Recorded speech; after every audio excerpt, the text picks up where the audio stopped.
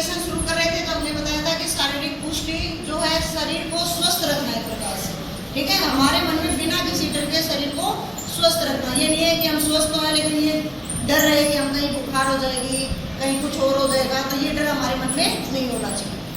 साथ में सुयोग्यता, जो दिखने में पर्सनैलिटी अच्छी होगी, ठीक है। हम देखो कोई भी चीज़ अलग होती है तो उसको देखते हैं, हम कहते हैं कि वाह क्या है ना, तो वो होती है हमारी पर्सनैलिटी, व्यक्तित्व जिसको कहते हैं।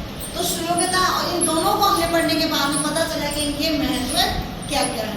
तो सबसे पहले अगर ये दोनों चीज़ें अच्छी होंगी तो हम क्या करेंगे, सबसे पहला आएगा हमारा खुशहाल संतुलित जीवन जीना, यानी हम पूर्ण रूप से स्वस्थ हैं और दिखने में सुंदर हैं, तो हम ऑलरेडी हमारे क्या है, खुशहाल एक प्रकार से और अच्छा जीवन यापन कर रहे हैं। दूसरा है मानसिक क्षमता को बढ़ाना। अगर हम सभी चीज़ों में निपुण होंगे तो हमारे ऊपर किसी प्रकार का कोई दबाव नहीं होगा, और दबाव नहीं होगा तो मानसिक रूप से स्वस्थ रहेंगे, किसी प्रकार कोई भी चीज़ है उसको बढ़ाने में हमारी महत्वपूर्ण भूमिका रहेगी।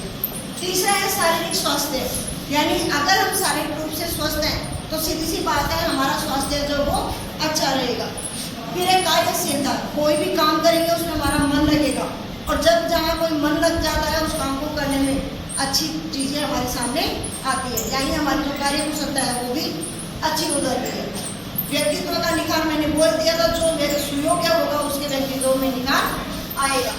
व्यक्तित्व योग करने में सहायक, यानी अगर हम स्वस्थ हैं तो किसी भी योग को हम आसानी से कर सकते हैं।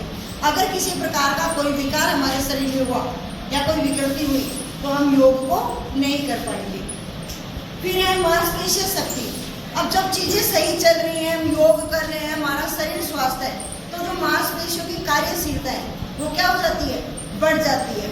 जैसे हम जो खाना खा रहे हैं 15 मिनट में वो पच रहा है, तो अगर हम स्वस्थ हैं और हम निरंतर योग कर रहे हैं तो वो जो समय है वो कम हो जाएगा। चोटों को कम करने में, यानी हम जब शारीरिक ये हैं तो हम खेल रहे हैं तो हमारे जो चोट है वो कम से कम लगने की संभावना होती है। शारीरिक वृद्धि, सीधी सी बात है, अगर स्वस्थ है तो भूखी होगी। रोग प्रतिरोधक क्षमता, योग निरंतर कर रहे हैं तो हमारे शरीर में जो WBC और RBC है उनकी जो क्षमता होती है वो बढ़ जाती है। व्यक्तित्व के आत्मविश्वास, यानी सभी जगह हम अपने आप को सुदृढ़ मानते हैं। अगर कोई लेसन याद करने के लिए दिया जाता है, आपको याद है तो आपका आत्मविश्वास बढ़ा हुआ होता है।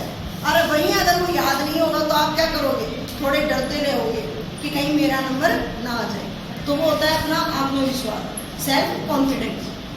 तो इस सब चीज़ों को देखते हुए स्वामी विवेकानंद जी ने क्या कहा था कि आज के समय में, ठीक है, आज के समय में बच्चों को भगवत गीता पढ़ाने की जरूरत नहीं है। क्या है, एक फुटबॉल के मैदान की आवश्यकता सबसे ज़्यादा है। क्यों कि फुटबॉल के मैदान में हर एक बच्चा जो है वो दौड़ेगा, भागेगा, कुछ भी खेलेगा, चाहे वो XYZ कुछ भी खेलता हो, उसका शारीरिक स्वास्थ्य जो वो अच्छा बना रहेगा।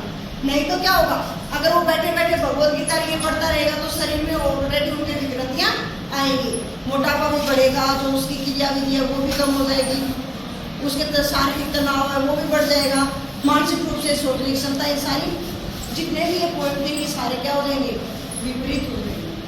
Thank you.